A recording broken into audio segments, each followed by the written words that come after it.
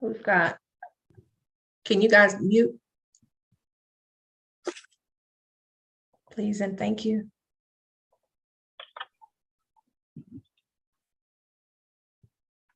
All right, we're good to go. It's the best we're gonna do. All right, guys, welcome back. It is Tuesday. I wanted you guys to welcome each and every one of you here. We have a different topic for tonight. Every Tuesday, I typically have a conversation about real estate, business, or some kind of marketing tip that will help you in your business. So I wanted to make sure that we got something different. And we talked a little bit more to the community this time. And not only am I interviewing one person, but I'm interviewing 4 real estate professionals that are in the industry, and we're going to have fun tonight. So 2 questions I want to ask you. Have you ever thought that the world of real estate agents, or realtors, as some may call it, was super easy? Think about that. Do you ever think that realtors just work a few hours a month and walk away with these big checks? That's it. They just work a little bit and they make these big checks. Well, today we're going to dive into the world of real estate agents, explore the ups and downs about the industry, from saying hello on the phone to closing deals, from 300 credit scores to 850, and from getting proper loan documentation to why do I got to show you all that? We're going to take an inside look at the day-to-day look of a real estate agent. So get ready to learn, laugh, and be inspired to keep going for those that are in the business. I am Lorie Woodruff, real estate entrepreneur and a business coach in the Maryland and DC area. And I wanted to welcome my 4 friends. Sam Kofer with Exit Realty at the top, Maryland, DC Realtor. You'll see him a lot on TikTok, Instagram, and Facebook, just kind of, just being very creative with what he does. So I figured he has a lot to share, a lot of creative tips that he has. So you'll get to hear from him shortly. Alicia Mathis, I have known her for so long, and I can't even count the years. I'm going to say at least double digits now, but we've known each other, we've bonded, and we're sisters. So I wanted to at least introduce someone who is a different approach, but she's still a hustler, so I want to make sure that you guys know she is banging it in the financial industry, the investing industry, and of course, real estate. So Maryland and DC, right? Keller Williams Preferred in Upper Marlboro. Got it. All right. So you get to talk to her shortly. And then Malika Jackson, the queen that you see there. Does everybody see everyone on the screen? Just put a 1. Just want to make sure everybody can see everybody on the screen. Malika Jackson, great, is an investor herself. She is an international real estate agent and an all-around amazing person with a heart. So I love my other sister, and she's with Bennett Real Estate Agency in Greenbelt, Maryland. Licensed where? Maryland and DC? Got it. All right. Make sure I got it right. And Sam, I think everybody around the Beltway also knows Sam Partman. Sam is going to be he was my TV husband on Lorie TV years ago. You all remember I started doing a lot of these videos back in 2010 and 11. And, just putting things out there as far as real estate tips. The hair was different. I had my Oprah moment looking at different hairstyles and trying different things. But guess what? Sam was one of the guests on there time and time again. And when you can have somebody on there where you don't even need a script, you basically get through take 1 and take 2, it's done. That's when you got some crazy ass friends. So Sam Partman is a real estate professional, business owner as well. Dresses to the T every time you see him. And he is now with Sampson Properties, Maryland and DC. Are you licensed in VA? No? Okay. All right, bet. All right. So my team was a little bit nervous. And for myself, I don't want to talk too much about myself, but Maryland and DC, 23 years has been a journey of a lot of things, ups and downs. So of course, no matter what industry that you're in, I know you have your own stories, but I thought we would just make it very light today and just talk about what we can do to soften the industry up and just let you guys know sometimes when we say the client is right, I don't know if that's always going to be the case. But we're going to make you guys think that everything is going just fine. And behind the curtains, we're going to have a first comedy edition tonight. And I want to welcome all of my friends here, and let's get things started. If you guys have any questions, of course, drop it in the chat as we go along. But I had some questions from my friends. I have some questions. I wanted to ask Sam. I wanted to ask you, what made you get started in real estate? You got to get off mute now. It's good. Uh-oh. You're on mute. All right. So I didn't know which Sam. So Oh, I'm sorry. Okay. So since we got two Sams on here, I'm gonna have to say the last name.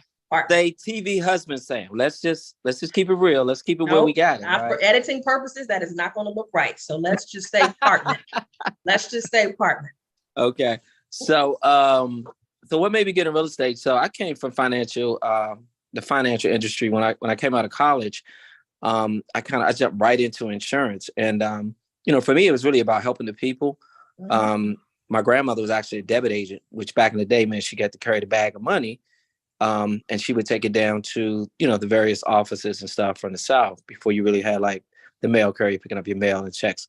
So I kind of just organically backed into it. And, after a couple of years, I just kind of really got burnt out, but I still wanted to help people. So, real estate to me was the next level up. I felt that everybody should own a home. I was in the process of buying a home. And so I just fell in love with it. And so this is my 25th year. And it's still, number one thing is about helping people, right? I mean, you build an amazing legacy with real estate. There's some other vehicles, but it's nothing like owning a property or multiple properties that you could pass down some generational wealth. So that's my story. I'm sticking to it as long as I can do it. You hear me? Sam got us beat. I'm 23 years. You're 25. You got us beat. Amen. I'm gonna call you Senior but Sam. You look but you Senior still Sam. sexier than me. Look like you just started. I've been doing it for a minute. Senior Sam. Senior Amen. Sam. That's what's up. Alicia, what got you into real estate, babe? Hey, so I got a little taste of entrepreneurship when I was probably about 23. I had a family of siblings. It was about maybe 18 of them, and they kind of, thrust me into entrepreneurship with the MLM business. And once I got a taste of entrepreneurship, I was kind of looking for something. And actually, I ran into who's one of my mentors now. He actually is on here. And I saw him, and he was always in a suit, always, like from head to toe, every single day. Even if he was mowing the lawn, he had on a suit. Like it must be Terry. It must be Terry. Yeah, I'm serious. Every weekend he had on a suit. So finally I was like, what do you do? And that's how I got into introduced the world of real estate. He's like, I wear suits. You can wear a suit too. Yeah. He said, always be prepared, even on the weekends. So remember that keyword, always be prepared. I love it. Terry, thank you for joining in. Topher, what got you into real estate?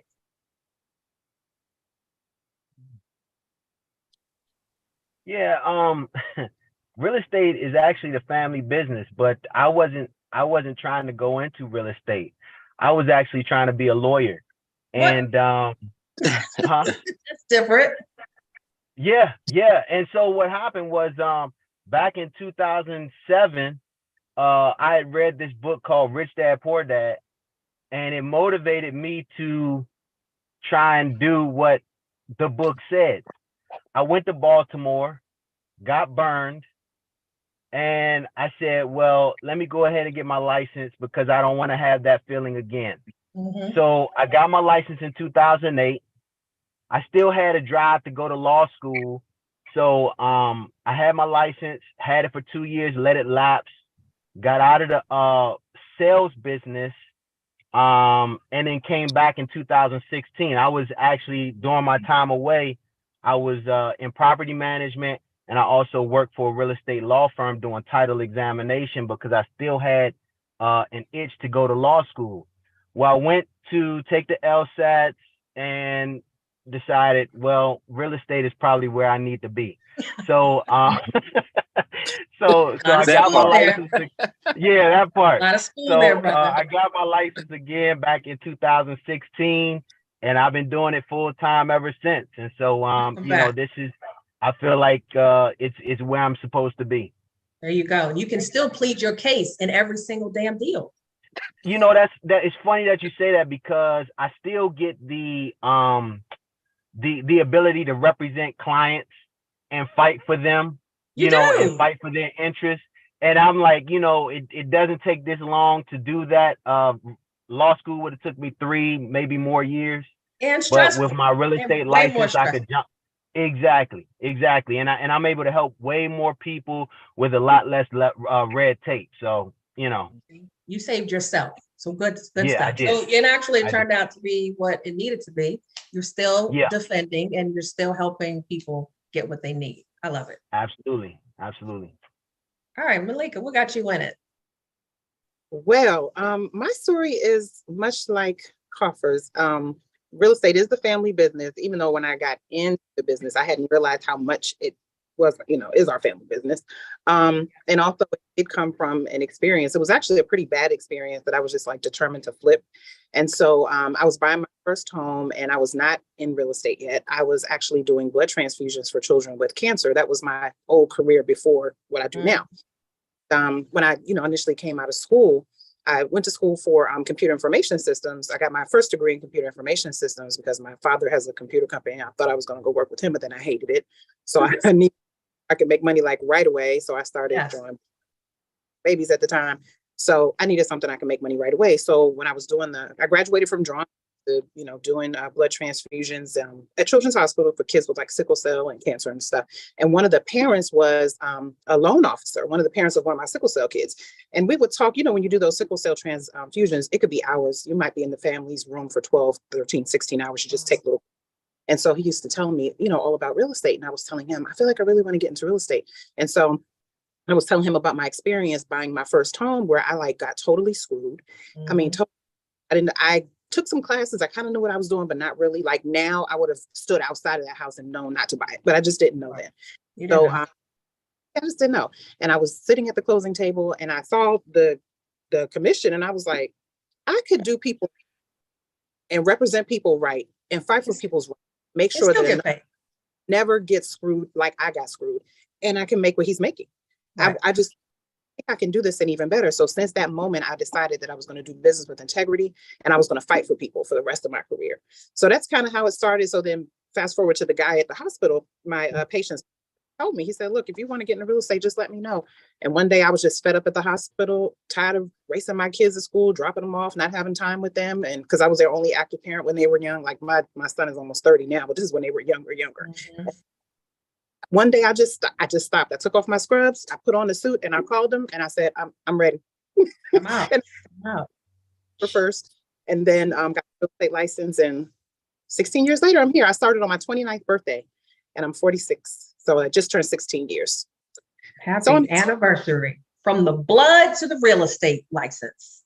Yes. Trying to make my granddaddy proud. My granddaddy was a realtor. He was one of the first Black realtors that was like moving and shaking over in Shannon and Lux. That was like one of the places they could hold it. Shannon and Lux. Yeah. Oh, taking it back. Gotta know. Yeah, my grandfather and dad were in Shannon and Lux too. Oh, me and you need to talk. I bet you our families know each other. Yeah, they probably do for sure. They probably do. I remember that name. And I guess I started with family as well, but it was with my mother. I was purchasing my first home and I'm going through the process and I'm going into these new homes. I remember at Russet. Russet was the first community when it was like brand new. So I'm going into these little townhouses and I'm like, this is it. This is the house I want. And my mom was my real estate agent. And so with her starting out as my mom, of course, I'm watching her and I got into the business by watching her. So Remax was the first place I went to just by watching her. And I was a loan officer first and then got my license, not to sell houses, but I got it to flip properties really at first, but I got it as a loan officer because I was going into the business of buying a house. So because I went through my first transaction, I was a loan officer first, and I got my real estate license to really flip houses. And that's all I thought I was doing. But then people ended up in my car somehow. I didn't know. Wow. Because my granddad was an agent. My uncle is an agent now. I have a cousin that's an agent now. And my grand aunt and uncle are agents. I could just got a lot of agents in my family. So I didn't know our story. So that's why I wanted everybody to kind of get the layout of where did it come from. All right. So we can turn things around quickly and let's get to the juice. So we know when you wanted to get in it, when did you want to get out of real estate? This morning. On Friday. Yeah, it's like almost every day, right? It's like, all right, let's keep going. When did you want to get out? Sam, did you ever want to get out of real estate? Oh, somebody just said Friday. I said every day. Right. I mean, every other moment, but it's kind of funny, and I know we're joking about it, but you deal with more than just selling a house. It is one of the most emotional things that people do. Guy, women, the grandma with them, the kids. So what you really have to take on is the responsibility to dismiss yourself from the drama. Yes. Understand that, that's somebody else's job. They're clinical psychologists, their mama, their girlfriend, whatever. Right. And so, as I've been in the business for years, because I was more empathetic, I think, as a as a person that was in financial services, I was actually an insurance broker. And, and you really care about, them dying and protecting. Now, the thing about the house, I do care, just not in that same capacity. And I do just keep that straight business face on. So to answer your question is like every other day, but I remember the purpose of this is to create legacy and wealth for people, right? Make it more than about yourself. And like I say, I don't even get into the drama. After the transaction, if they want to talk about it, I'll still refer them to a clinical psychologist. But not you. Do. Don't get swept up in that. Malika, yeah, there you go. You want to get out? Well, I distinctly remember times when I was just like, I can't do this anymore. And this was, back when I first started, and you're still learning those closings in. I mean, we've learned to get them to the point where they're back to back now, but back then I was still trying to figure it out. And my children were still young. I had 2 kids doing it by myself. And I kept telling myself, okay, if this doesn't work out by year 5, I'm out. All right. If this doesn't year 6, I'm out. Like I kept doing that. You're still going. It's 16 now. Yeah, at 16 now. Year 7, something happened at year 7, and it just started rolling. Right. Go back to the laboratory. It was so bad because I was like, no, my children are suffering too much. Like it was things they were doing without, and I just didn't have enough. I was like, that's it. So it is. I was like, I can't keep doing this to myself. But then you learn how to do it better, quicker, faster. You learn how to delegate. You learn how to get help, and then it just starts smooth sailing. And then you're like, I'm never leaving. But I still have those. Like, oh my God, like a marriage. It's like a marriage, huh? You have to love it. If you don't love this, you won't last, period. You have to, something this you have to love. For me, it's about helping the people. Also like the financial security it brings me and my family. But if you think for it, a knack for it, if you don't have a love for it, we go through so much that you'll literally be like, forget it. You know what I mean? You gotta really want it. You gotta really love it. You're on Indeed. Like, let me put my resume on here one more time. Let me update the last thing. So often. So Sam said often. Malika, it's there, but it's on cruise control now. So she's doing pretty good. Alicia, when was the last time you thought about getting out of business? Again, it was Friday. There you go. I was negotiating into Friday night at about midnight, and we wrap up. Yeah. I will say it's an emotional business. And we are here as realtors. Sometimes we are therapists. Sometimes we are divorce attorneys. Yes. Sometimes we are coaching. If it's a husband and wife. Are landscapers. Sometimes we kind of jump in at contractors, and you really just have to keep the emotions down between the parties. Yes. And so again, you have to be passionate about it. If you're just getting in and jumping in because it's hot, you're not going to stay long. So you won't be in the business long. All right. So she said Friday, y'all. She's real. Sam, when did you think about getting out of the business? For me, it's been a while. Like if it's not real estate, I don't know what else is gonna be. To be honest, because I don't know what else I can do. Because look, that exactly at this point, it's all my eggs are in the real estate basket. Right. So I mean, and I'll tell you this, when I got back into the business, I had some difficult times. I was just starting, couldn't pay my bills, and my wife was carrying the load. And she was like, "Look, you need to do something, or you better figure this out." Right. And fast. so eventually, you start getting the hang of it. You start getting back into the swing of things. and I was able to, every year has been better than the last year. So it's been a while for me, because at this point in time, it's like it's either real estate or bust. It's real estate or nothing else. I really don't. I mean, I have other skills, but I'm not having as much fun as I am in real estate. Yeah. And if it don't work now, I mean, you could be an actor. You could be an actor. You can be TikTok famous. You can be TikTok famous. That's nice of you to say, Lorie. I don't know if it's that good, but it's nice of you to say. They pay over there, so you might as well use what you got to get what you want. Go. Now, two of you are married. Sam, are you single? Okay, you're single. Malika, are you single? Divorced and single. All right, so there's some questions I want to ask for the single people because, all right? So here is the scenario for my single folks, all right? You get a random phone call from someone and they're saying, I want to look at this house. And, okay, so they've seen your picture and they know what you look like. And so they're talking with you and they want to possibly go on a date. You know, in the back of your head, they're probably not serious, but what makes you think, or what would you do in a situation like that when somebody is trying to snuggle into being in a pre-approved situation? Malika, you go first, girl. Well, I learned during the first few years in the business, I was like, oh, that's the thing. Okay, so I need to look out for that. So I just learned to take them through the ringer in the beginning. First of all, they get my assistant first. Mm-hmm. And then he has a list of screening questions, and pretty much right there, they just fall right on off. I mean, I'm like, I'm on a money mission right now.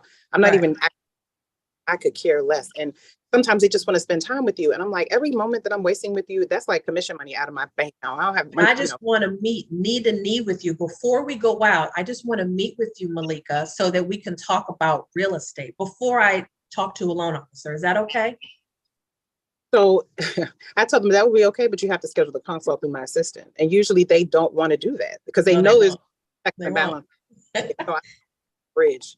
And is your assistant a guy? No, actually, well, one overseas is, but my main one is not a guy. Okay, good. There's things you learn as a person. I've been in real estate as a single person. I've been in real estate as a not single person. And like one thing that I did a lot when I was single, well, I'm single now, but back when I was doing more direct client care, married couple, I would put a ring on because I don't have time for y'all to worry about whether I want your husband or not. I don't. I want the check. I want to help you. And that's true. He don't care about that. He doesn't care about that ring. You want to see where your head is. Look, are you happily married, Miss Malika? Am I happily married? That's what he's going to ask you. Are you happily married? Oh, look, I've learned from some of these insecure relationships that I just want to make it clear up front. I don't want let's sign a contract. I just learned to do that. Yeah. So if they don't do the pre-approval, but they're kind of dancing around that, that's kind of, my thing as well. If I've had one, I'm not going to say one, but I've had scenarios where they will try to meet with me. And I'm like, you can't meet me until we get this paper taken care of. We got to know, you said you wanted a house. So the pre-approval is the big thing. If they get it, then they're serious. If they don't and they keep dancing around, well, can we just look at, I'm like, no, that is a real quick no. And that's when I know that they are not serious and they just kind of move away. Also on the business side, for the coaching side, I'm sure Sam, you can do this way. I do coaching, right? So if somebody is calling me wanting to get some advice on something, I will send them an invoice and we'll see how quickly. If you respond to that invoice, then I know you're serious. But if you don't respond to that invoice, then I know you were bullshit. I know you were just trying to catch some time. You're just trying to catch some time. Yeah. So discernment. So Sam, how has you been on the male side?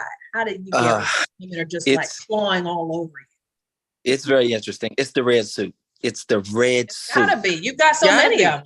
We see the red. Same red suit, different creed, different colognes. But no, real talk, like that's always been an interesting thing. So it's two sides of me, which you know, Lorie, there's that very fun side and there's that strict business side. It's an Aquarius thing. So whenever I enter into a business relationship and I know it's a woman, I know that she wants my phone number per se versus buying a house.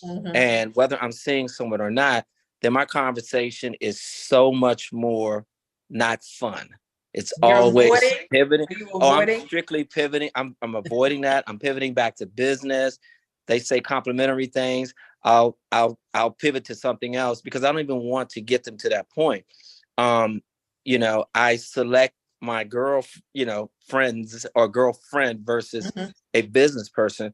So I'm never gonna cross the line. I'm never crossed the line. But for what I find is that it's kind of like Malika says, you know, you do some of those little things to make sure that they understand from the very beginning of the conversation, this is strictly business.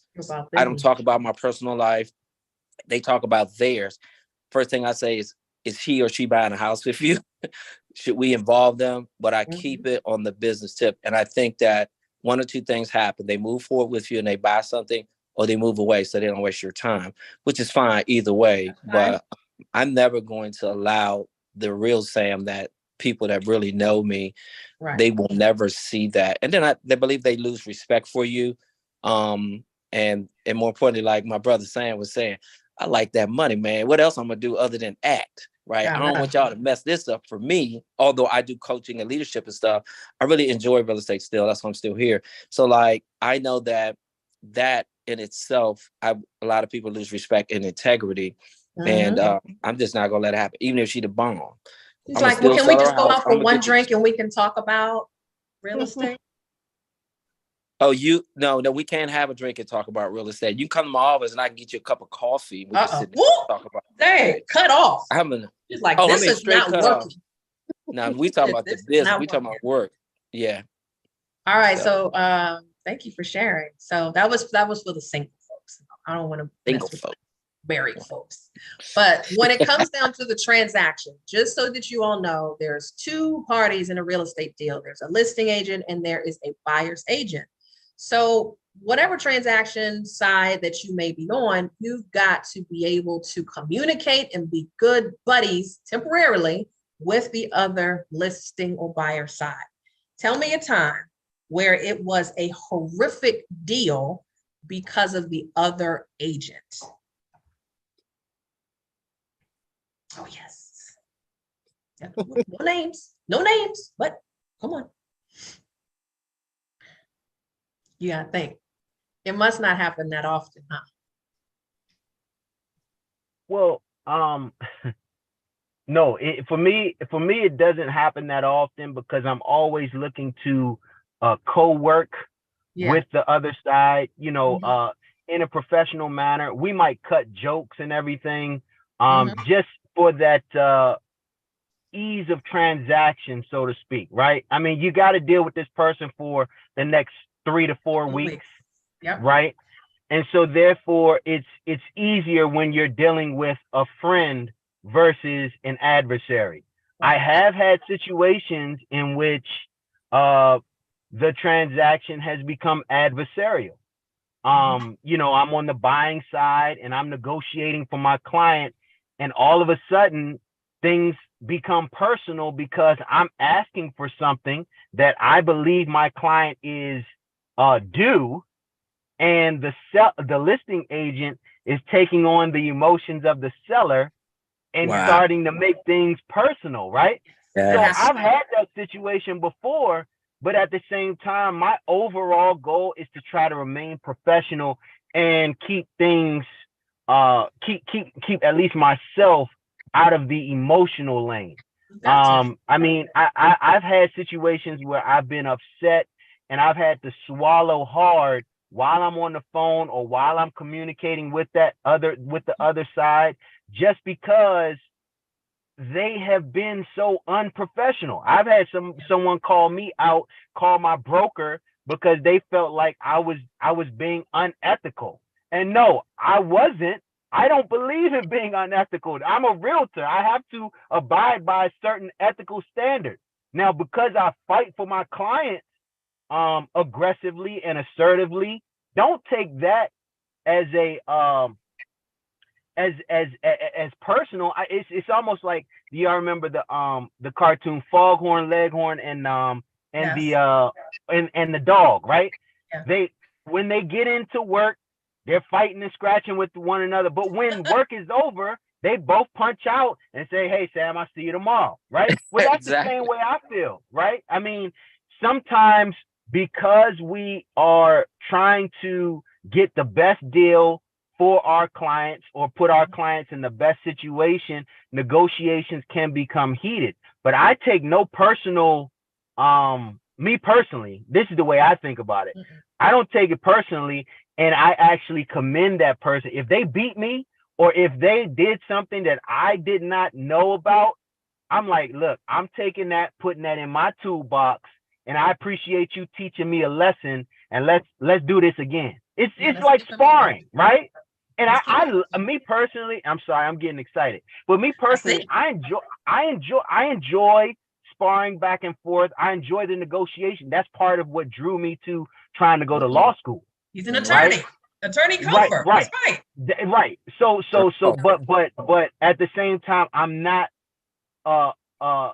mean spirited or I don't take things personal to a point where my client now it's no longer about my client. It's about me now and how I feel disrespected by you. That I never want to take that tone, if you will. And that's the thing. Yeah. And Natasha is she's not a real estate agent, but I want to let you know there's a lot of times, Natasha, we have to not say anything to clients so that, we can't give you the drama of what's going on behind the scenes, right? So behind the curtain, this person could have not returned my calls for 2 days. I'm waiting on an email. I'm waiting for something to be signed. And then it's just like their slowness is causing a delay. And the clients are looking at us like, what's up? Like, can I get this? So sometimes, Natasha, it is two people have to marry this thing and get Hey, going. Lorie. So let me say this. I'm going to pick it up what Sam says, that there should be a professional in the room. There should be two professionals, right? You decide if you're going to be the odd person out. In my 25 years, there are certain agents that I will see at a party, but I won't work with them, right? Definitely. I'll buy them a drink, but I won't work with them, right? You buy them a drink, that's nice. That's nice. Yeah, but I won't work with them, right? I've had that experience, and I'm always going to be professional in the room. Like, I love that part about it. There's two sides of me. They won't even know it, right? Most of the time, because they think because I bought them a drink that the next time they write an offer, I'm going to talk to them about it. No, we had a bad experience. We got through it and we moved on. I let it go, right? But one thing I will say, though, is that, and Sam said it, it's not about you, Sam. It's about your client, right? If you just continue to remove yourself from the equation, you're involved. You're the consultant, but like, don't you become emotional. When you become emotional, nothing gets done, right? So let the other person, we're all human beings. Everybody comes from a different walk of life, different business. So I always just say, hey, be the adult in the room, no matter what the children are doing, running around. Be the bigger person. Amen. There you go. The one time that I addressed that situation where the lady was running slow, she was doing so many things that were just like little incorrect errors. And I'm just like, you missed this. And can you please initial that? Like, we're trying to ratify a deal. And she was just so many things missing. Come to find out, her husband was on life support. So, I didn't know that, but, people are going through different battles on why they're not responding. You're ready. Lorie's ready. Sam's ready. But the other person is going through something else. So a lot of times, one thing I did do in that case was I stepped back and I said, is everything okay? Is there anything I can do to help you? And instead of us kind of going back at it, back and forth, I just asked her that, and she broke down crying and let me know, and she apologized about it. So a lot of times it's just, you never know what people are going through. And, you just got to bring it to their attention. Like, look, we're here to get this done together. I'm not your enemy. Lorie, I'm sorry. Oh, I just had exactly what you're saying when you were talking about it, like an agent from HELL. I had two that closed last Wednesday, like 2 hours apart. And one of them, this guy, the whole transaction was giving us problems. And it's one of those things, and I'm sure just like the rest of you, I try to kind of feel him out before I accept the offer, because I know I'm going to have to deal with you for 4 weeks, and I'm just not about that life. I don't have to. And so he was cool until he wasn't. And everybody in the transaction complained about him. The title company complained about him. My transaction coordinator complained about him. The seller complained. He was a mess. It was a mess. The moving and hauling company, which in full disclosure is my son's company, and my son bothers nobody. He complained, and my son CEO. And so I was really cool until he messed with my client. And I will be very honest with you. It was an unprofessional moment, because my client had some challenges. She was an older lady. She was by herself, no spouse, no family, no kids. And she had a little bit of a hoarder situation. She was moving out, and she was a little bit late. And on top of that, she has no fingers. Like all she has is having struggle. She was moving slow. And I told him that. And when he did my client, Malika, the mom, came out. A whole nother girl showed up. Malika came out. A whole nother bigger, the Northwest DC chick that I put away a long time ago. Yes. She showed. She came out. Good. I said, you did this wrong, this wrong, this wrong, this wrong, this wrong, and you got the nerve to be disrespectful. I mean, I went on him, and then I said, are you new? And he said, yes, I am. Then he finally piped down, because he was acting like a full ASF. And then that's the most disrespectful thing. Are you new? Hey, that's fighting words right there. Are you new? He was one of those young, cocky, and I was like, I told him, if you don't get yourself together and check your ego, you're going to have a hard time in this business. I just told him straight up. And so, until he disrespected my nice little old lady client. But yeah, he was one of those. And then she texted me, she was like, we don't have to deal with that man. And I'm like, anytime a seller says that, that tells me that you are way out of pocket. And actually, and that's what we try to protect them, not seeing that. But sometimes they see it, but it's up to us to make sure our clients do not see any of that back and forth. Alicia, did you want to chime in on a bad transaction? You know, in my 20 years, I've actually been fortunate. I look at everything as a team, and I try to make sure everybody's good, right? Buyer, seller, you know, even though I have fiduciary duty to, you know, whatever side I'm on. I think I've had maybe two that, you know, too unprofessional, and you just try to get through. That rubs everybody the wrong way. So I've been pretty fortunate. Yeah.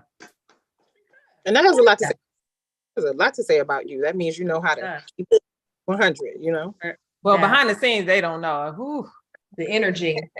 The energy is everything. Yeah. All right. So you guys, we've gone through ups and downs as far as finances. We don't get paid every single week.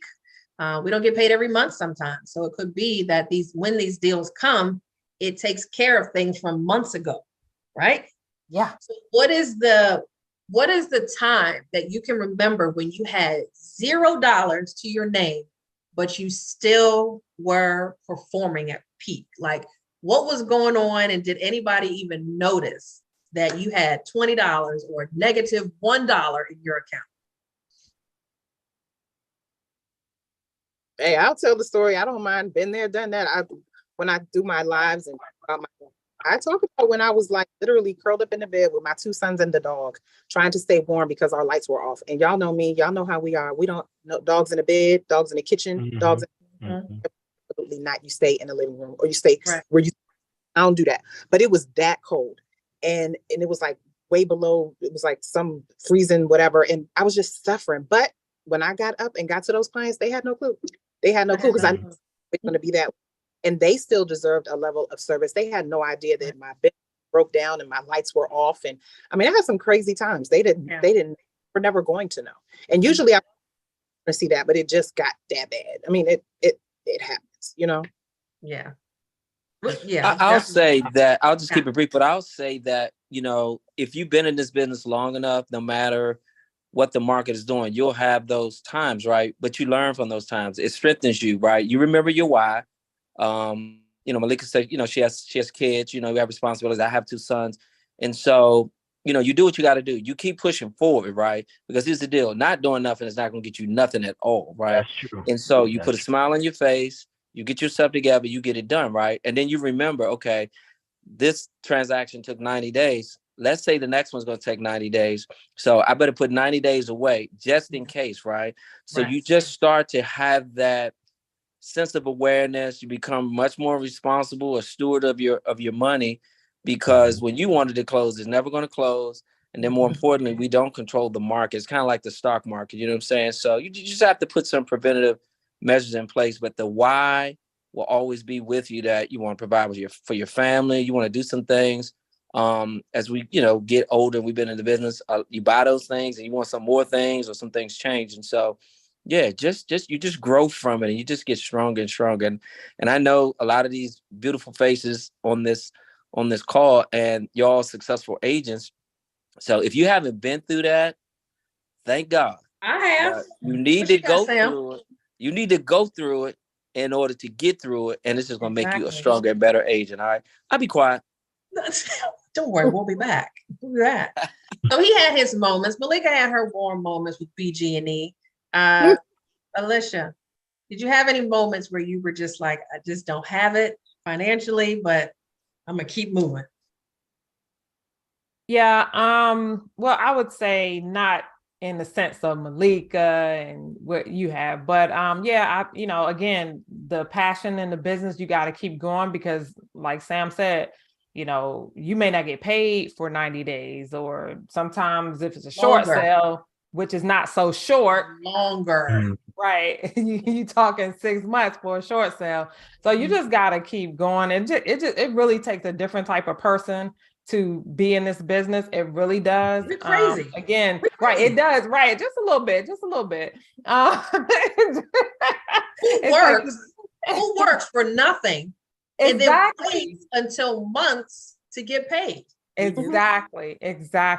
So, that's all. It just takes a different type of person, and, we stay strong, and we just, do what we got to do. And, we're going to out survive, most of the realtors, right? They, people, everybody's gone through the ups and downs. Everybody went through the first recession in 2009, and we're still here, right? They're going back to work.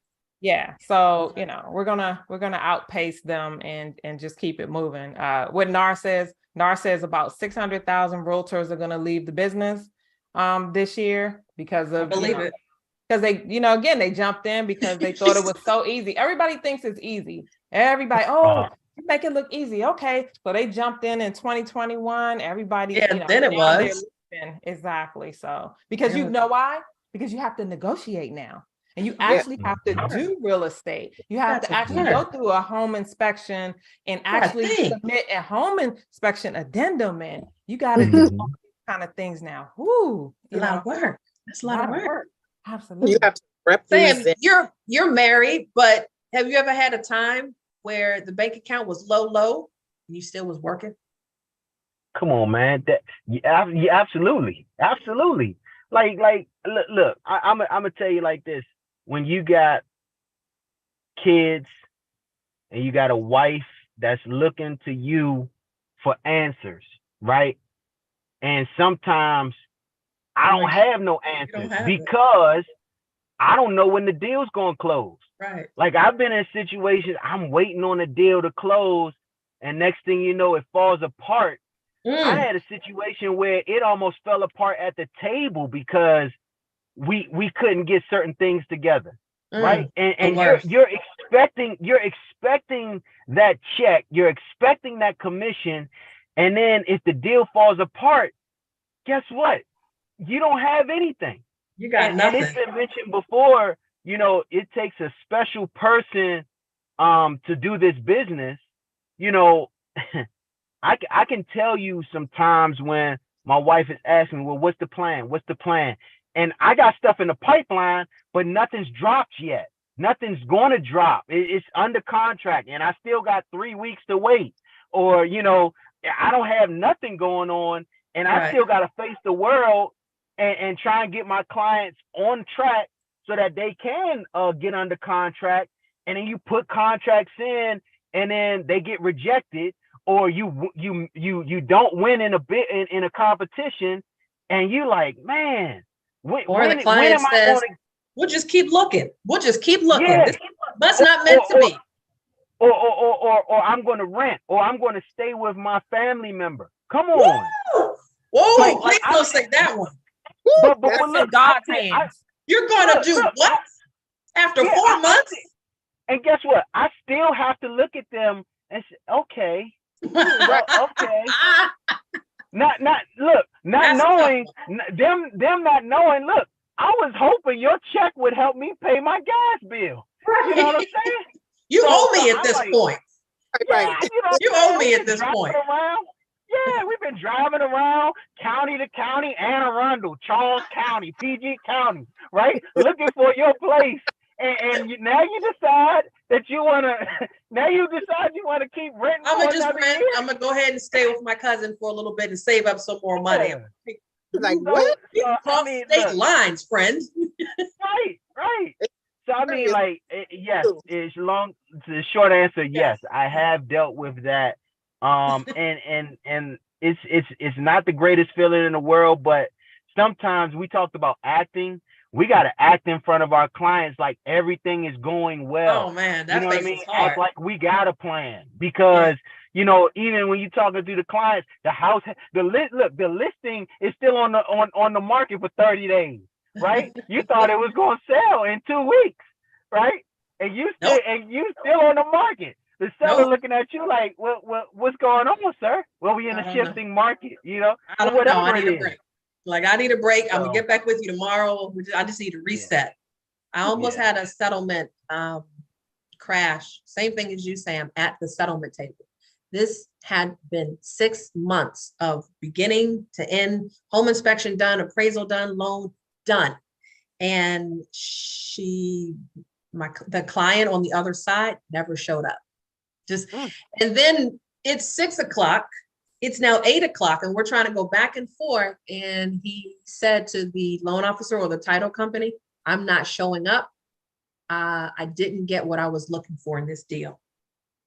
But whose fault is that? You said that was on, right? I was representing the buyer. Right. So if you were the seller never showed up, okay, to complete the deal. To me, like his agent, something was going on with their agent, because if he is just finding out that he's not getting what he's looking for, what happened? Right. Yeah. I wasn't getting what I was looking for. Okay. So at the time I had a commission advance already out. And I'm like, all I got to do is just pay it back when I go to closing. So for those that don't know what a commission advance is, that means there's a company out there that you can advance your money until you go to settlement and you pay it back. All right. It's a percentage of your commission. So I got a good portion of it. The deal never closed. Wow. So not only am I out all of that money, I now owe that money. I have to make it up on another deal. So at that point, I just was like, Indeed.com. Let me go on here and update my resume, because this was hey Lorie, and you talking about you owe that money with interest. That's what I was about to say. In that case, I wasn't. They were okay with me. I was like a frequent flyer with them. So with this particular company, I didn't have to pay anything. So it took me probably about 4 months to pay it back, and they never charged anything. Thank God. You got so for that time. Fees. Yeah, so we're just talking today with 4 of my friends in the real estate business. I got a couple more questions I wanted to ask them, but these are the real things that go on behind the scenes that a lot of you don't see. And many of you who are real estate professionals, you go through this and you can pretty much just drink your drink right now and just be like, yep, it ain't just me. So a lot of times people who are out here looking, make sure that you connect with these professionals. I know you know some of them on the line. Make sure that you're connecting with them so that you can give them a big ass hug. You might owe them dinner at this point. You might want to be like, damn, I didn't know that you went through that. Give them their props, because they are working more than you know. You may not see a lot of things on the surface, but they're doing a lot of things behind the scenes to make sure that you got a really smooth transaction, and they're all coming from the heart. All right. So I wanted to roll into another area. All right. So just so everybody knows, we're in the deal. Another agent is in the deal. There's also this one particular person called a loan officer that's part of the deal, okay?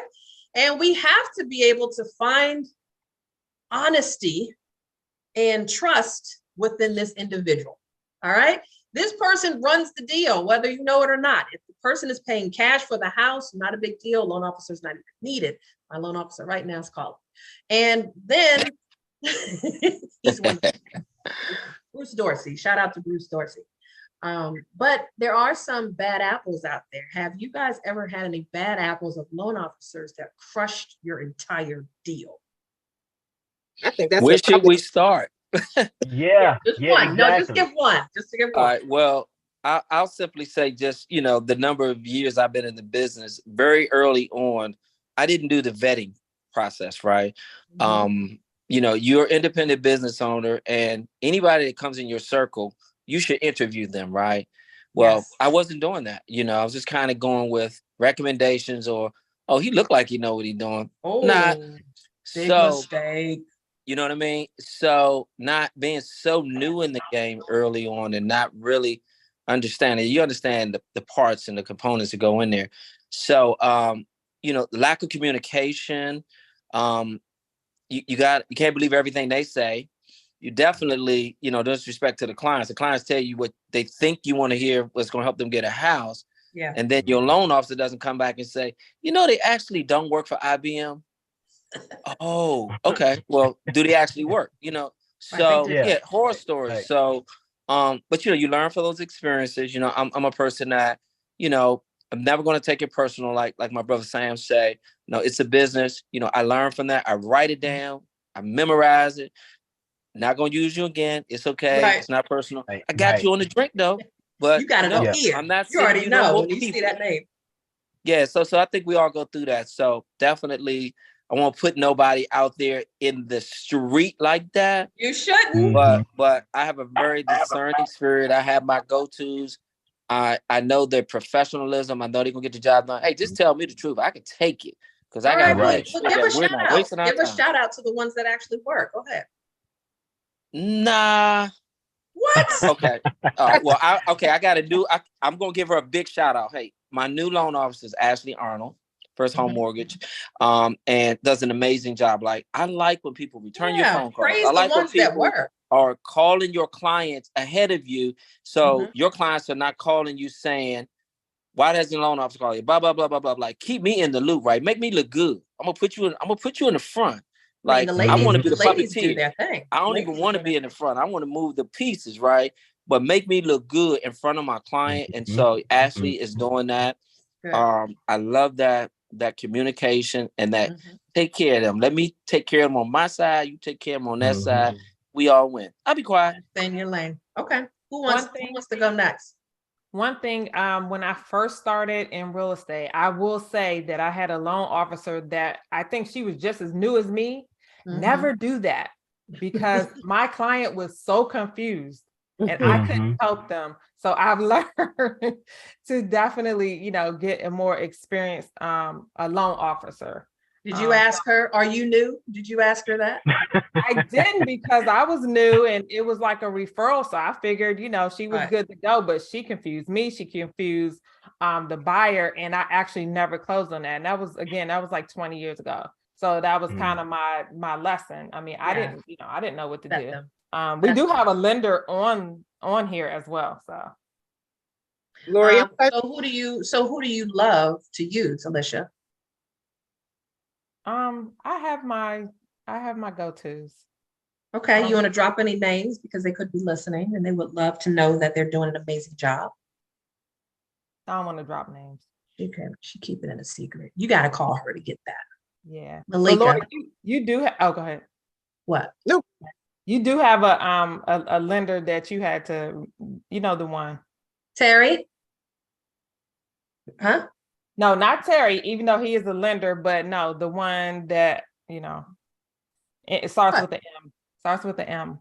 What? Tell your story, MC. Lorie, because we've talked a lot, like you and Alicia probably have. It's so. I'll wait to the end. Okay. Okay. I'll wait to the end. We dropping names, right? Since we dropping names. We love the ones that work and communicate. Go ahead. Big shout out to Bruce Dorsey, your guy. He's my guy too sometimes. He's one of them. Yeah, Bruce Dorsey with NFM. He's one of them. Yeah, I've used Bruce. Guy. Oh, yes. So I will drop a one that everybody probably knows. Well, if you know Ford Brothers, from Residential Mortgage Services, I use Darren Hungerford. He's been in the business. That's Okay. my buddy. I know Darren. Darren. Yeah, I remember when he started that. I've known Yeah. him for a long time. Okay, that's what's up. Sweet. Mm-hmm. He has a faith-based organization. He is a man of integrity. He will Yeah.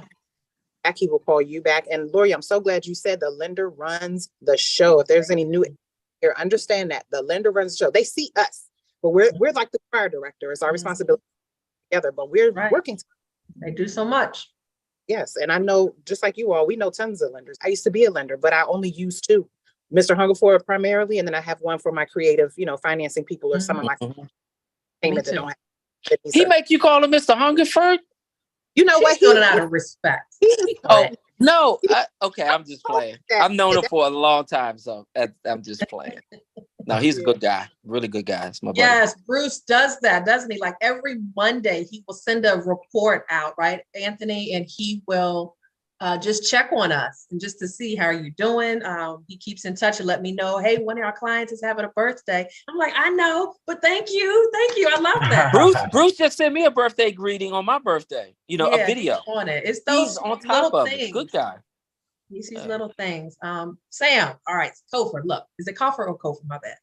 Kofor. Attorney Samuel. Hey, Kofor, give me one example of when, because I know you get heated up, when you had a misfire with a loan officer. Ooh. A misfire? Mm-hmm. They messed up. They messed the deal up. Oh my God. That's what I'm So look, in fact, I was going to tell this story. So I was on the listing side, and I'm representing the seller, obviously, and we're under contract with the buyer. Now, this is the third time we're under contract, and the first two times the buyer walked away for whatever reason. We under contract the third time. The loan officer has got the buyer's agent telling me certain things. Now, you said the loan officer orchestrates everything. They are the ones that's basically keeping the trains running on time. This guy, all he had was one job. Okay? Look, I'm telling you, this was the worst experience I had in my life. We had 3 extensions. 3 extensions because the information that the loan officer was telling us was either wrong, incorrect, off base. And so I had to get on the phone with the loan officers, whoever's over top of his supervisor. Them managers, yeah. Yes, to get the actual answers I wanted because my clients weren't going to extend the 4th time. I'm like, look, we've been dealing with this nonsense and you've been telling me the exact same thing. The buyer's agent is frustrated. I'm frustrated. I'm steadily trying to help my sellers know, okay, guys, this is it. Hang in there with me. This is it. We're going to get there. I'm trying to be Mr. Positive. And he's like, this we need loan one more officer extension. is jerking my chain. Better get So that we finally closed the deal, but I had to I let them have it at the end. I said, I will never use you again. I am so disgusted with this. I just went off. You waited to the end, though. You ain't stupid. You waited to the end. We got to make sure the deal closes first. Always. Right. They're like, I'm going to say something to this I'm smiling through the phone the whole time. Just Can't wait for this I wanted to strangle him, man. And another thing. Right. I think we all had those. I had Alicia, I think maybe it was 2 years ago. I know it was right during the pandemic. And there was a young lady who came to me already pre-approved, and she was pre-approved with her bank or something, right? So it was just weird with the financing. I'm like, these people aren't calling you back on time. Let's connect you with one of my local lenders. Caveat, this local lender is no longer on my list, but I just wanted to share this story with you. So Alicia, I think you remember, I was so close to lighting up Facebook with his name, but Vera Phillips said, do not drop his name. So this particular deal, I really think he was on crack.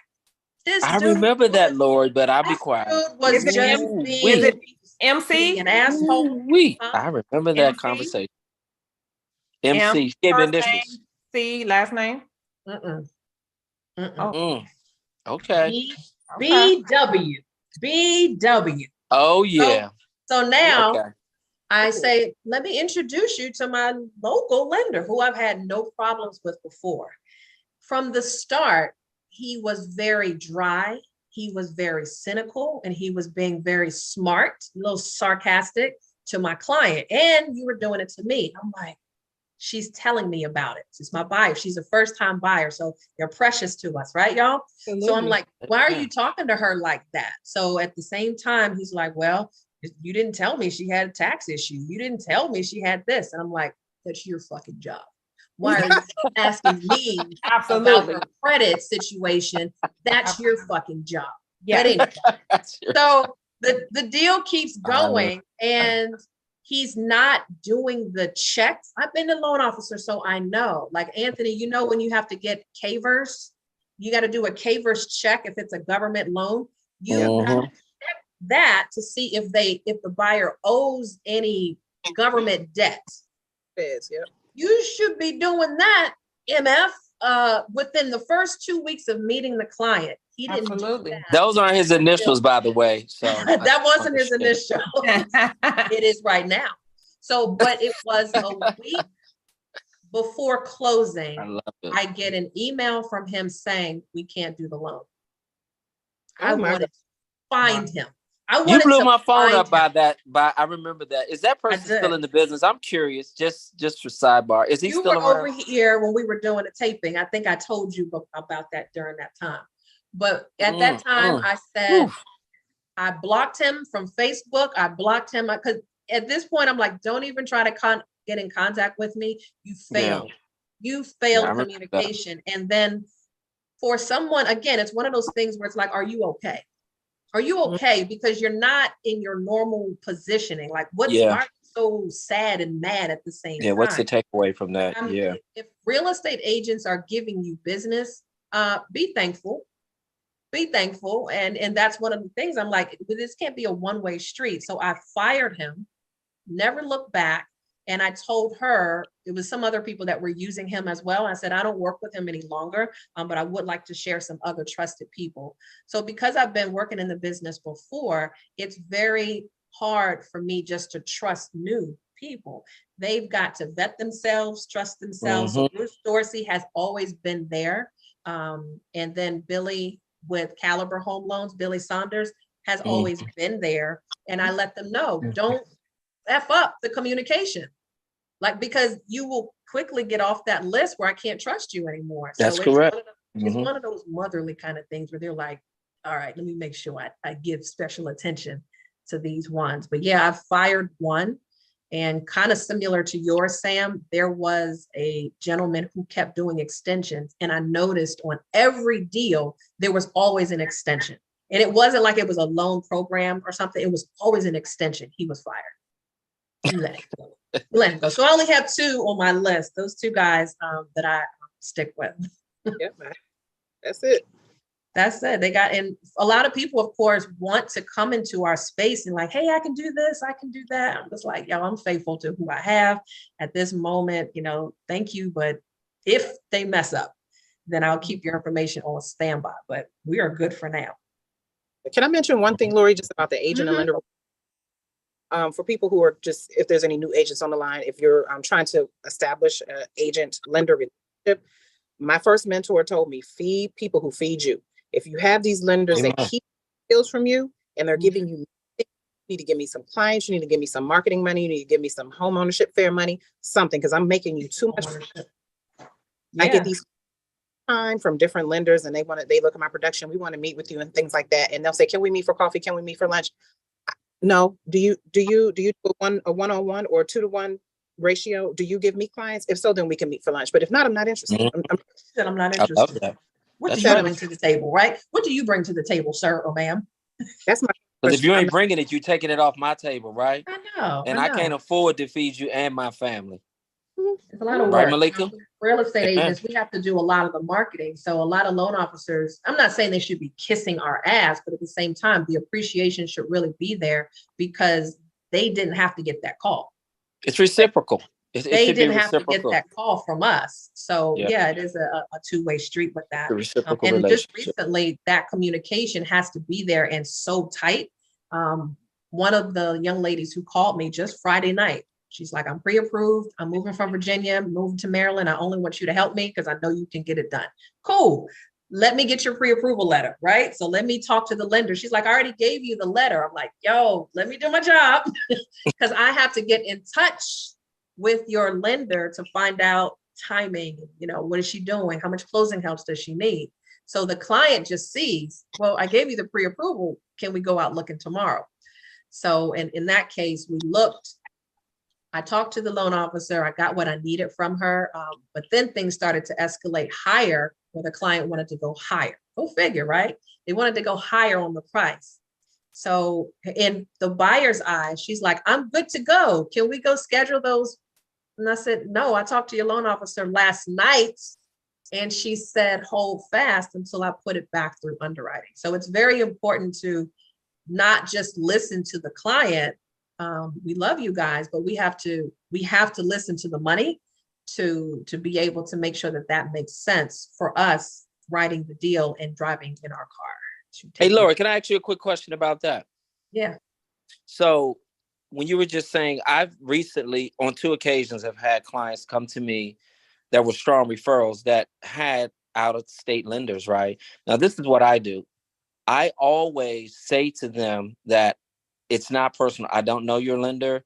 You should consider going with my lender because I trust them. And at the end of the day, what's going to happen is when the deal doesn't go right, it's going to be my fault. And they've moved away. And I'm not saying that they were bad lenders, but you can get these online lenders and all. So, you're the business owner. They trust you. You have their fiduciary. And so I don't take on new people like that. Like I'm going to present you with more than one option, but I want to make sure that I don't lose the relationship. And number 2, I don't know about these people. Like I'm trying to Google, can't find their name. You just put your stuff on paper. So, new agents on there, just don't be afraid to help your client, right? Like we should give more than one referral, but don't just take what they give you. Because a lot of times it's online. Mm-hmm. The lender is hearing information they want to hear. And then you wind up trying to put an offer in and you look really bad in front of your client and you look really bad in this industry. So no, give them a couple of, we've talked about a few people on this call that are very professional and I've given them business from other lenders because I wanted to make sure I took care of the client. All right. And even if it is one of those 1-800 numbers, like I actually struck gold with Rocket. One of my clients came to me with a Rocket pre-approval. I'm like, who is this? Like, do we need this? Can you please go with my guy? But they actually turned out surprisingly well. They turned out to be well. They scare me. They generally scare me. But we're hesitant because we don't know them. Yeah. I've had a Rocket too. Nothing bad. Yeah. I'm just fearful of the unknown. That's all. And even Navy Federal was good for me. I had some great things, even though it's not in my portal of business. They turned out to be pretty good. I was just about to bring up Navy Federal because for anyone who's been doing this for a while, y'all remember when Navy Federal took forever to get through underwriting? Oh, absolutely. Yeah. Right. It's different now. I've used them. So let's look on a final note here. I wanted to wrap things up with a client from hell. Think about your transaction because as you are a real estate agent, you have to use discernment on saying yes to certain people and saying no to others. Has there ever been a time where you had to say, no, I can't work with you, and why? This is Gail. I fired one client. Just one? He was from another country and an engineer. Yeah. I would give him a tablet to see preview the properties as we were in the car. Mm-hmm. And he would sit in the driveway. We'd be in front of the house. He didn't want to get out of the car until he finished looking at the tablet. And then we'd get in the house and he'd walk in the front door and said, I hate this house. And then he proceeded to fill out 9 pages of spreadsheets as to why he hated it. Oh my God, that guy. So eventually I turned him back over to the relocation company and I said, I just couldn't work with him anymore. Let me tell you why I don't like this house. Page 2 says, And I said, you don't need to say anything more. Just put a big X on every right, page. just say I We're don't done. like it. Thank you for sharing that. I think we've all had that person before. Thank you. I think Gail. it's human nature, Lorie, that we'll have those clients. And I think early on in my business, I would let it frustrate me. So this is what I do. They never really get fired. I just move them to another agent. So Why would you push them on to someone else? no, this is what I say. I say, well, I kind of go through a little dissertation about, how we're working together and why it's not working out. And I say, well, you know what? I think there's someone better for you, because I think we all have different personalities. We come from That's all true. different cultures, different walks of life. So I've learned to just say that all relationships are not going to be equal. It's not going to work out. But the newer agents or agents that I know like have more tolerance than me, or want to have a introverted personality, whatever it is, I got somebody that'll help you. And I always love and pivot and say, this is going to be an amazing experience. He or she's going to be like the best person for you. Like, I am not that guy for you, but she is like the bomb. You know what I'm saying? Like, y'all going to be wonderful. And I'm saying to the other agent, and I'm going to tell you right now, what you got your hands full. Good luck. I'm going to let you have, right? And it has always worked out, because I think we all should remember that all our clients, and there's some clients on the phone, we love you. We want to love and service on you. It's different personality types. That's all. Yeah, I am not always going to be able to help you. I'm not always going to be the best fit. And so, yeah, they technically didn't get fired. They just got moved along. Did you get a referral at least out of it? Every time, always. Okay. Yeah, tons of referrals coming in. A lot of my stuff is because I don't have the bandwidth and I've moved them to someone else. And I'm like, oh yeah, she can handle you. She's got a different personality. Oh, he's better for you because he's much softer than me. Whatever it is. A year and a half later, I got a referral check. I had to send it to another softer agent, I guess, that can handle and be okay with showing 15,000 houses. And a year and a half later, I get a call and said, we're going to closing. I'm like, who? And I was like, you guys were still hanging in there? I'm like, well, all right, I'll see you guys at settlement. But a year and a half later, she bought me something. I had to do the same thing with you, Sam. Malika, what's your story? Well, I've just gotten really comfortable firing clients. I mean, I don't have any nicer way to say it. If it works for my energy, I'm big on keeping my peace right now. If it works for me, yeah, I'm more of an introvert than an extrovert. I'm introvert in person, extrovert on camera. I am an only child, so I'm used to my little world, and it's nice and peaceful here, and it's full of love, peace, and hair grease. And so when someone comes to me and they like disturb my peace, I can't do it, and I'm not going to do it. Why? I got enough. Why? So I've just become very comfortable, especially, and I love the bullies because I'm just the girl for you. I love the ones that think they can push everybody around. I'm like, you found the right one today. Let's do it. You know. I love that, Malika. Amen. You have to say no. That's good. Alicia? Oh yeah. I'm sorry. Oh yeah. I fired clients, and I'm gonna tell you something. You know that it's the right decision, and you feel a sense of relief. Yes. Like you sleep so well at night. Especially the clients that you've told them time and time again. You've given them a plan and you told them what to do, and they won't do it. And I'm patient. Y'all can tell I'm very, very patient. But after a while, it's like, okay. So I've done that, and I'm telling you, it's the best feeling. It is. Because you can't get involved with all that, because then you can't do your job right if you two are negatively the energy is just not there. The energy is not there. Yeah. Sam? Before. Short answer, yes. I fired clients. I mean, and it's already been said. The energy, the sigh of relief after they have been fired and you're no longer dealing with them, or like Sam said, sometimes it's just better to, nudge them along to another agent. They're still a viable client, but they're not for you. Right. And that's okay. Right. That's absolutely okay, because you're still servicing that person by putting them with a better match. So therefore, in my mind, I'm not giving up on you, especially if you got a pre-approval. That means there's money to be made. Right. Someday you just don't know when. Exactly. So yes, long story short, yes, I have fired clients, and I'm still working towards being just, I tend to give people a longer leash but there is a time where, you know, it just ain't gonna work. Yeah, and especially if they're not respecting you, then Mhm. you got to go. I have a funny Yeah. story I wanted to share with you. Kind of not funny, but this is the reason why I had to say no to this particular person. I got a referral from one of my friends that sold a house down in Brandywine, and he said, I got this couple that is looking to sell their house. I'm like, all right, cool.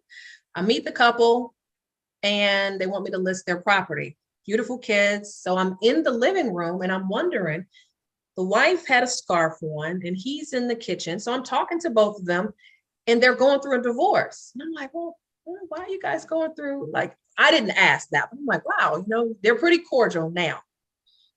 He needed to find a place to rent. She already was on her way.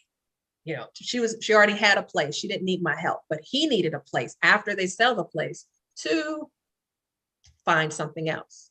So I would say a couple of days later, I get a text message from him. And here we go. He says, sometimes this is the way I feel. And so I'm looking at the text, and it was a picture of the Joker. The Joker, you know, with the white face and the smile with the red lips. I'm like, okay, what does this mean? Like, why are you telling me this? So we had already looked at maybe 1 or 2 rental properties already. So he's sending me this. And then I said, well, why are you telling me this? I don't understand. He says, I'm bipolar and I'm schizophrenic. I'm like, well, here we go. And this is the last time I'm showing you any properties. Wow. So I had to, because for my safety, y'all, what I'm looking at is this man could kill me in the basement. You know, things happen out, and people are like, true dang, stories. what happened? True You know, it's story. one of them things like, what happened? I'm in the basement. How the freak did she get in the basement with this guy? And I had to cut it off. And I forgot how I did it, but I just said, it would be best if you work with someone else at this point. Like, because I don't know where that goes. And I told my friend who referred me, I sold the house. That wasn't a problem. But at the same time, he says, yeah, if he's not on his medication, he is a little off. Now you tell me. Yeah, Wow. exactly. Off. That's all I needed to hear. I'm like, I'm not going to be the next victim. Appreciate the referral, buddy. No, I'm just kidding. Right. I didn't even know. That wasn't even a referral moment. I would never do that to anybody. I'm like just that. saying, wow, like that's something you should have kind of mentioned earlier in the conversation, but okay. Yeah. Maybe he didn't know. I don't think he knew that part. He just was thinking he's off at work a little. He's different. And so, but on another note, you know, he found somebody else. I took him off of my CRM, so he's not even getting any newsletters from me, nothing. But I have fired people before, and it has felt amazing because most of the time you deal with people who are unrealistic, right? And no matter what you say, they're going to combat it with, no, we can offer 20,000 less. And no, we can just do this. And I was like, this is not going to work. So for that kind of person, I don't want people to think we're firing them and be like, yay. It's firing because there's not a level of respect for that professional that's trying to help you. I love that. Say that again, Lorie. That's it. We are professionals. If you don't respect me and what I do, you shouldn't hire me, and we shouldn't have this relationship. Right. So once you hire me, you hire me, you let me do my job, it's cool. But no doubt about it, we have to remember that we bring the level of professionalism to the table. If they don't level themselves up to that, maybe that's not the client for you. And that's no disrespect to a client. But I take this very seriously. You know that, Lorie, we've been friends for a long time. I'll dress the part and I'll work the part, right? But I need them to do their part. Makes sense? And it's not, and a lot of times it's from people who are not referred to you. Let's just say you got a lead off of online. They don't know you. So if somebody knows you and they were like, yeah, I was referred to, my cousin told me to give you a call. No matter what you say, Sam, I'm going to do it. I'm going to make sure we do this. You know, oh, okay, Alicia, I am referred by an ex-coworker of yours. I'm going to do whatever it takes. But if it's someone who doesn't know you and doesn't know how to flow with you, they're going to fight you a lot of times. And until you let them know where your position is. That's right. It could be another lost person. So we're not saying we're firing people just to be doing it. But if there's not a level of respect for our professionalism, you got to go, and good luck. Good luck with your home search. I agree, Lorie. It takes a lot of time and consideration before we get to that level. Like we're jumping through hoops. We're making sure that we're compatible. We're doing the work, and it Yeah, may we're the take crazy time. So when we get there, that means we're done. We're the crazy ones. Remember, we're doing this for our time. Like, who does that? We do this for free. Absolutely. For months and months. Why would we be Yeah. giving you wrong advice? For months and months, there's some bad apples out there. I get it. But That's a good point. know that, we don't get paid until the job gets done. The loan officer doesn't get paid. The only one that gets paid is the appraiser and the home inspector. Those are the only cats that get paid up front, and they can, whether you buy or sell the house, it doesn't matter. They still got paid for doing their work, but we're with you for months and months and months. So big shout out to all you guys. Wanted to wrap things up now. We can definitely have to do a part 2. You guys were the original ones, Mr. Kofer, Miss Alicia Mathis, Malika Jackson, and the Sam Partman, and of course myself, Lorie Woodruff. I wanted to just say thank you all, and Thank you, Lorie. that Thank you. we do this again, because I have more questions, of course, but I don't want to stretch it out too long. We can save that for later and for next time. But are there any parting words that you all want to share with any real estate agents out there, or any buyers that may be out there, or sellers that may be out there listening to your voice? Let the ladies go first. Go, Alicia. Well, I just wanted to say we definitely have to do a part 2, but we have to do a part 2 with the shenanigans, because I know that you all got some stories. We didn't even get into any a little of the bit. stories. We didn't get into any of the stories. We're gonna change the names to protect the innocent, but okay, go ahead. Yeah, we're gonna change the names, but we definitely got to get into that. But yeah, I think that I think it's a great business. First of all, I think that you can definitely help and teach wealth through real estate. You can educate through real estate. I'm passionate about that, trying to, especially people don't know I'm also an investor like Malika. So, you teach people about investing and growing a portfolio and having a rental property and things like that. So I think you got to be passionate to be in there, but they're just all kind of it's just a multifaceted business. And I think, you'll thrive. Just hang in there, have some patience. Patience and wealth kind of go hand in hand. And I think, just hang in there, get a mentor. That's another thing that we did not mention, is that, let me tell you, the reason why I'm not crazy, because I have actually 2 of my supports are on here, because we talk it out. Okay. And so if you got that person that you can call, because you just need to, we have, as realtors, we have therapists. And therapists are probably our colleagues. They're our and colleagues. It's not alcohol.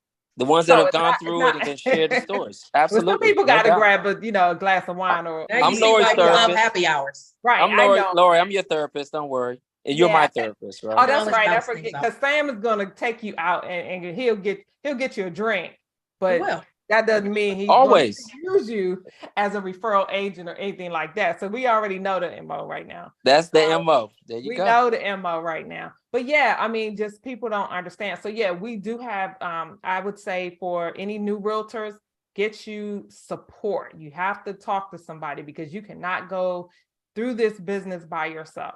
You will, I'm telling you, you will go crazy. So get you a mentor. I like that. So mentorship. Malika. And a coach. Last parting words. Like Coach Lorie. No. Big shout out. Everything that Miss Alicia said in terms of sticking in there, definitely get a mentor. Mentorship allows you to fast forward your progress. It allows you to pick that person's brain and get where they are in this amount of time. And my mentors have been key. But just like she says, they're hanging in there, not giving up. This business does require you to dig deep, and you're going to have to pull out some things in your personality that you didn't even know were there, because you have to be so cool. But yes, I would love to do a part 2, because the shenanigans we didn't get to talk about, like the 3 shootouts that I've been in and 6 walking in people are having fun time. I mean, all those things that happen to us in the field, like, we got to get into the shenanigans, because we've all been. Okay, well, she's a survivor. All right. Amen. I believe you. Free. You need to get home soon. You're like, what? Good to get home. Thank you for sharing that. Yeah, we'll do another one for sure. Go for it. What you got? Lorie, Yeah, just had to pick me up, so I got to run. But thank you so much for having me. Appreciate all of you all. Thank Love you you. very much. Thank you so much, and nice to see all of you. You too. yes. You, Malika. See you soon. Okay, Yeah, Kofi. I'm gonna keep mine short. I just say, you know, this is a job that's not for the faint of heart. If you're going to get into this business, commit to it 100%. If you're in it, you know, I say, it can be the most fun that you've had being a professional. You know, and I know for me, I'm having too much fun to really do anything else. So, you know, I that's all I can say. If you're going to get into this business is dealing with probably the most expensive transaction people are going to have in their lives. So you have to commit to it, because you have either the loss of hundreds of thousands of dollars in your hand or the gain of hundreds of thousands of dollars in your hand. And think about it like you that. are not exactly, and if you are not well versed and knowledgeable about it, you could be a liability to your clients. So that's all I have. And you won't get any more referrals. How about that? Yeah, yeah. Thank you, Wow. Sam. So All right, Lorie, Parman. I'll just say I'm 30 blessed to have seconds, done. Parman. All right, 25 years. I'll say this to the new agents. It's not about the money, but it is about the money. If you lead with purpose and you care about people, the money will come. Don't do this for the money, because you're not going to always get the money when you want the money. But if you do what you're supposed to do, if you love it, you have passion, you really care about people, the money going to overflow, and you ain't going to think about it. You're going to get 10, 20, $30,000 checks, and you're going to be like, you're not even going to think about it. You're going to think about how happy you are that you put that family into a house or help grandma sell her house. So stick in there, but do it for the right reasons. You done? We're 25 done. seconds. 25 seconds. All Yeah, right. So you know, I would say my advice to real estate agents and folks that are buying and selling, two things. For those that are in real estate and want to stay in real estate, make sure that you attach to, like everyone said on here, someone that you trust to get mentored. You've got to be able to follow someone who's done it and is still doing it and is not just talking about it online, or not just selling, or just selling a course just to make sure that they get paid. You want to make sure that you're attaching yourself with someone who that you can vibe with, that you've got good referrals from. You've got, hey, that person was really good. They showed me how to do X. So make sure that you attach yourself with someone who's doing it and keep showing you those things. For buyers and sellers, I always say go for the referrals. You know, someone who had a wonderful transaction with your cousin, who's a real estate agent, may not have a great transaction with me because our personalities may not be okay. But I would say find who you can to refer them to. Always referrals are always great. So when you are looking for someone to do anything, whether they're an attorney, if you're looking for someone for real estate, or even just somebody to do work around your home, hey, do you know anyone that has had an amazing experience with? And I always say, go on Facebook and ask your friends, because they're typically going to tell you first and foremost, hey, yeah, you this person. If you tag a post right now and just say, who's the best real estate agent in Maryland? You're going to get a post of here, all these people. So at least check with your circle first to find out who they had an amazing experience with, and interview them. Don't just start with one, but interview one or two or three tops, so that you're the boss of that transaction. You figure out what's going to work best for me. Remember, you can ask the questions just like we as real estate professionals are asking you questions. So do that. And then you can kind of figure out, I like this person, or I rather, I think this person has a little bit more knowledge. And that's the biggest thing. As a real estate agent, a lot of us here, we are in coaching. Sam is in coaching, Alicia's in coaching, I'm in coaching. So that means not only are we working deals, we have clients that we actually coach. And that means in marketing, real estate agents, entrepreneurs, of course, buyers and sellers, when they're ready, they need someone to help them out. So, it gets to that point after 23 years, what else are we supposed to do? Use this use this so that we can at least make sure that you're in good hands. So if anyone is looking for that kind of marketing support, that real estate support, please reach out to any of us so that we can help you in any of the areas that you need. You heard from all of us. And of course, if you want to reach out, all of them, I wouldn't mind being in any of their cars. I would trust them to handle a deal from beginning to end. So I wanted to say thank you again. You guys have been amazing. We will do this. This behind the curtains was the first, but not the last. I wanted to thank each and every one of you that are on here, that are in the real estate community as well, that keep pushing, and you keep doing what you need to do. But just let us be that sounding board to know you're not alone, and we're gonna keep doing it. Hey, appreciate you, Lorie. Thank you, All right, Lorie. guys. AKA TV wife, Lorie. TV Lorie husband, I'm out. Thank you, guys. Appreciate you. Y'all have a good And one. Bye, go to Alicia, therapy. Sam. Yes, you. therapy All right. is you. necessary. So make sure that you do that to keep your mind straight, because dealing with people, you got to stay on top of your game. Stay on top of your game. All right, you guys. I'll see you.